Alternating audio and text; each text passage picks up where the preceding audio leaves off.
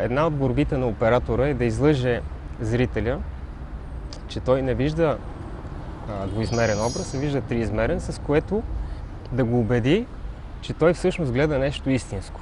Не случайно аз изчистих преди малко обектива, защото както окото трябва да е чисто, за да виждаш бистро действителността, нарочно няма да използвам думата реалността, действителността, така и окото на камерата е хубаво да бъде изчистено, за да не го усети зрителя. За да го излъжем, че всъщност самия зрител гледа. Другото нещо, което помага за лъжата, това е оптиката. Значи, грубо казано, може да се каже, че има една широка оптика и една дългофокусна оптика, при която при широката оптика ъгълът е по-голям на зрителното поле, при дългофокусната той се стеснява.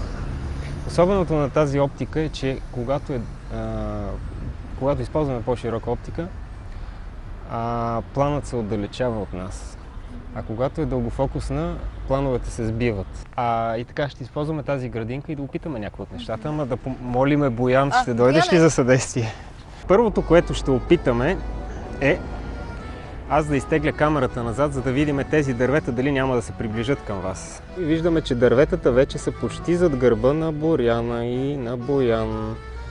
Я да видим какво ще стане, ако приближиме камерата към тях. Те пак са в същия план, но виждаме, че дърветата са много, много назад. Сигурно сте чували за течението Догма. Преди 10 години датските режисьори Ларс фон Триер и Томас Винтенберг решават да се откажат от всичко, което знаят за киното. Те измислили обета за целомъдрие, манифестът от 10 правила, които оголват киното до най-необходимите му съставки. Императивите задължават филма да бъде сниман в цвят с ръчна камера, на място без допълнителен реквизит, без саундтрак и изкуствено осветление. Оптичните ефекти и филтри са забранени. Действието трябва да се развива в настоящето, жанровите филми не са позволени, режисьорът не бива да бъде споменаван в титрите. Претенции да предават истинския живот и реалността такава каквато е, имат много реалити формати. Но често се получава обратното. Хората започват да мислят, чувстват и говорят по начин, предаван от малкия екран. Според големия режисьор Вим Вендърс, телевизионните предавания налагат модели на изразяване на емоциите, които хората копират и приемат за свои реакции. Реалити форматите дали отразяват действителността? В много отношения да. Много отношения да, но нека не забравям, че в тези реалити формати все пак участват хора. Присъщо е на всеки човек да бъде актьор. Изкривявате малко, подсилват повече крайностите в нея, според мен. Отразяват наистина, защото хората, в смисъл, колкото и да е голяма манипулацията, хората са си такива каквито са. Не съм сигурен, че отразяват точно действителността, защото когато има 5 камери забити в тебе само да гледат и ти не се държиш както се държиш по принцип. Знаеш, сещам се, скоро говорихме с една наша позната, която каза: моля ти се, не ме снимай, не искам да ме снимаш, не обичам да ме снимаш. И аз си казах: знаеш ли, срещал съм два типа хора, които не искат да ги снимам. Едните са тези, които имат гузна съвест, и другите, които ги е страх, че ще им взема духа. Но сега, когато режисьорката ми каза какъв ще бъде сценарият и че предаването ще бъде посветено на илюзията, всъщност ми хрумна още една идея, че хората не обичат да ги снимат, защото ще бъде развалена илюзията за тях. Тъй като това голямо око там, като че ли има способността да вижда някои неща, които ние с нашите очи не можем да видим. И по този начин нещо, което е познато от обикновения живот, се вижда по съвсем различен начин. Киното оставя образи на необикновени светове. Те изглеждат съвсем истински благодарение на техниката, на костюмите, грима и на специалистите, които се занимават с тях. Понякога става въпрос за съвсем истински места и събития, които имат нужда от мъничка помощ, за да се сбъднат на екрана и да ни пренесат в историята си. Освен нашите практични ефекти, освен гримьорските практични ефекти, има такива специални ефекти, които се казват те са като явления, те се водят общо взето на природни атмосферни условия. Вятър, дъжд, сняг, буря. В момента филма, който снимам, се казва The Way Back с Колин Фарел и с Ед Харис. И съм трети гримьор и асистент на двама много големи гримьори, които са правили такъв тип филми страшно много. цялата тази сибирска зима, в която се случва нашия филм, се пресъждава от една група англичани, които правят изкуствен сняг. Правят изкуствена виелица и те пак са различни снегове. Единия сняг е хартийки, допълнително има пяната, която лети. Нали? И това всичкото с едни големи пропилеи, такива, които бълват вятър. И това е, което в момента се случва. Ние снимаме в студио една гора, която е построена, в която трябва да бъде пресъздаден Сибир. Допълнително дъха, който излиза от устата на тези актьори, ще бъде компютърно. Нали, в смисъл, разказвам го, защото това е начинът, по който мога да ви обясня как всичките тези неща се навързват и се смесват. Киното е кооперативно изкуство. Просто всеки трябва да помогне на другия, за да може да постигнем илюзията, която плаши, радва или просто те вкарва в един друг измислен свят. Няколко снимки, направени от малки момичета в Котингли през 1917 година, доказват съществуването на феите. По това време светът се тресял от война, но малките момиченца прекарвали по-голямата част от времето си в спокойните околности и доста често закъснявали да се приберат вкъщи. За оправдание пред родителите им послужило обяснението, че си играят с феи. Разбира се, никой не им повярвал и затова те помолили баща си да им даде фотоапарат, с който да заснемат приказните същества. Когато бащата Артър Райт проявил фотоплаката, видял, че наистина на преден план танцуват феи.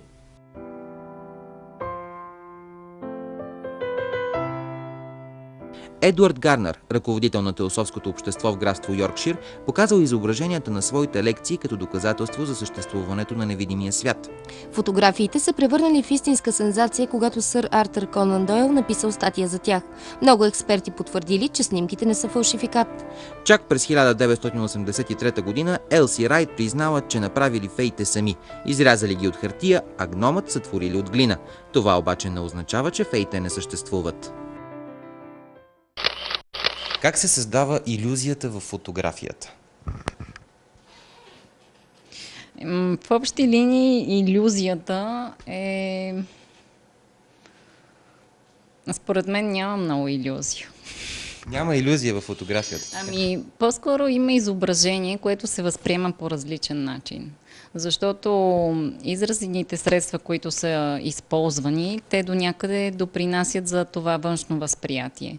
И мое виждане е, че според човека е и може би илюзията, защото всеки вижда по различен начин. И това, което виждам, например, аз в едно лице, със сигурност се различава от това, което, например, вие харесвате и виждате и откривате нещо за себе си. Колодиевият процес в фотографията е създаден около 1850 година. Използван е по време на гражданската война в Съединените щати. Фотографите са заснемали сраженията на бойните полета, а лабораториите им са били подвижни карети. В тях на тъмно са заливали колодиевата емулсия, а в последствие са проявявали и плаките изображения. В България процесът остава непопулярен, защото са го смятали за труден, неблагонадежден и капризен. Велета Захариева използва тази техника в новия си проект «Българите». Това са първите български фотографски изображения, получени чрез колодиев процес. В общи линии способите са много. Много според човека и според фотографа и според търсената крайна цел, ако мога така да кажа, се избира и способа, поне при мен е така.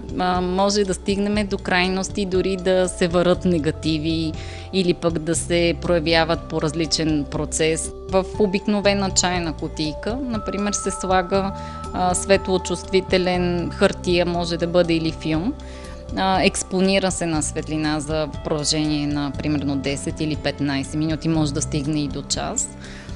След което при проявяването самия образ е много разчупен.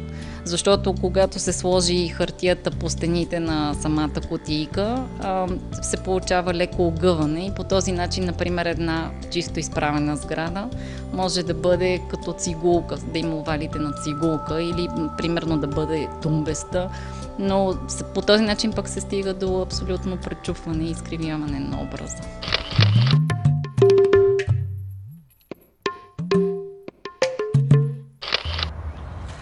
Един ден древният философ Конфуций се разхождал в една гора заедно със своите ученици, умълчан и замислен. Учениците го попитали каква е причината за неговия тревожен вид. Снощи сънувах, че съм пеперуда, отвърнал Конфуций. Учениците се разсмяли, че какво толкова странно има в това. Учителят продължил. Вървя сега и си мисля дали пък в този момент пеперудата не спи и не сънува, че е Конфуций. Когато говорим за илюзията, естествено трябва да направим някаква разлика между това, което е западноевропейската философия и това, което е в източната философия. Тъй като ако в европейската философия ние приемаме илюзията като една определена възможност, свързана с виртуалността, то в източната философия илюзията се явява основна форма, през която се развива цялото човешко съществуване. Нещо повече, има специална концепция в Индия, която е известна като Майя Вада, която обосновава точно идеята за съществуването на нашия свят под формата на илюзия. Т.е. това е тая сила, която обръща нашите представи за света и ние живеем в свят, който действително е свят на илюзиите. Истинският свят, казват те, се намира извън тази Майя Вада. Той се намира извън света, в който реално ние се намираме, който е профанен свят. И е прословутия свят на трансцендентното, до което, ако иска човек, може да се докосне по съвършено друг начин. Това е единият момент. Втория момент, който е съществен, че самата тази сила, самата тази илюзия, която се намира вътре в нас, тази Майя, тази сила, задава незнанието ни по отношение на света. Тоест, реално ние си представяме, че този свят реално съществува, че той е такъв, че той е действителен. А в своята същност се оказва, че той е продукт в голяма степен на нашите представи, на нашите виждания, на нашето различаване на света. За разлика от истинския свят, който според тях е света на вечното, на постоянното, на неизменното. Характерно за индуизма е сравнението на Майя с постоянно менящите се очертания на облаци. Индусите възприемат паралелния свят на сънищата като реалност, а съзнателните си прояви и видимата наяве Вселена като съновидение на спящия творец Брахма. Сънищата и реалностите, които сами създаваме, са свързани с въображението и решението ни да го следваме. Истина ли е това, което виждаме? Какво е реалността? Как можем да направим нашият свят по-приятен за живеене? Човек никога няма да спре да си задава тези въпроси. Ние винаги ще имаме нужда от чудеса и от вяра, че светът не се е размагьосал напълно и че има същества невидими за нашите очи, които винаги са готови да ни помогнат или поне да направят живота ни по-интересен. Ето защо изкуството на илюзията ще продължава да съществува. Хората ще създават фантастични същества и ще търсят изумлението и бягството от сивотата на ежедневието. А сега останете с репортажа на другия екип, който ще ви пренесе в една олимпийска реалност. И нека силата да е с вас. Круцио!